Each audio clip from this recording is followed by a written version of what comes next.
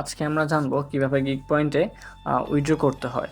তো আমি প্রথমে ডান পাশ উপর দেখবো যে প্রোফাইলের মতো একটি চিহ্ন রয়েছে, সেখানে ক্লিক করব।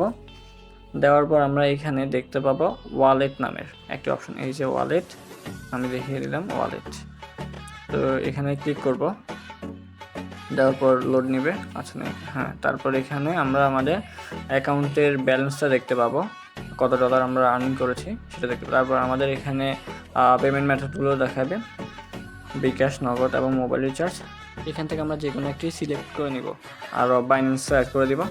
তারপর এখানে আমাদের রিসিভার অ্যাকাউন্ট নাম্বার, মানে এখানে আমরা আমাদের অ্যাকাউন্টের নাম্বারটা দিব, বিকাশ, নগদ এরকম একটা অ্যাকাউন্ট নাম্বার দিব। তো আমি বিকাশের নাম্বারটা দিয়ে দিই, একটা দিয়ে দিলাম আমি বিকাশ নাম্বার।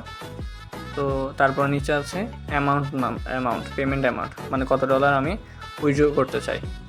তো এখানে ডলার রেট এখানে আমি দিয়ে দিলাম 0.9, মানে হচ্ছে 90 টাকা। নিচে আমরা বাম পাশে দেখতে পাবো উইথড্র, এখানে ক্লিক করব। তো ইয়েস কনফার্ম, হ্যাঁ।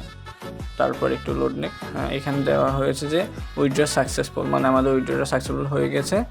আর এখানে নিচে আসছে যে 1 থেকে 24 ঘন্টার ভিতরে আপনার উইথড্র রিকোয়েস্টটি অ্যাকসেপ্ট করা হবে।